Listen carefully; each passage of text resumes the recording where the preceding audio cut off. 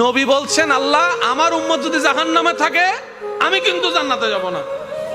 আল্লাহ বলছেন আপনি না গেলে তো জান্নাত উদ্বোধনই হবে না। এবারে মামলা কি দাঁড়ালো? আল্লাহ পাক বলে যে আমি তাহকামুল হাকিমিন নিজেকে বলেছি, বিচার না করলেও তো জিনিসটা সুন্দর হয় না। ও নবী একটা কাজ করেন, ওয়ালা সৌফা ইউতিকা রাব্বুকা ফাতারদাত, আমি কাউকে বলি নাই, আপনাকে না বলেছি।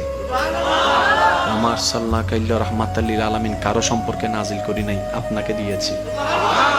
ওয়ালাল আখিরাতু খায়রুল লাকা মিনাল উলা, কাউকে বলি নাই, আপনাকে বলেছি।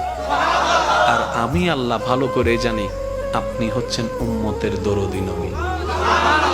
আপনি নিজের জন্য কাঁদেন নাই, সন্তানের জন্য কাঁদেন নাই, পরিবারের জন্য কাঁদেন নাই, নাতির জন্য কাঁদেন নাই, যত কেঁদেছেন জীবনে সবকিছু উম্মতের জন্য।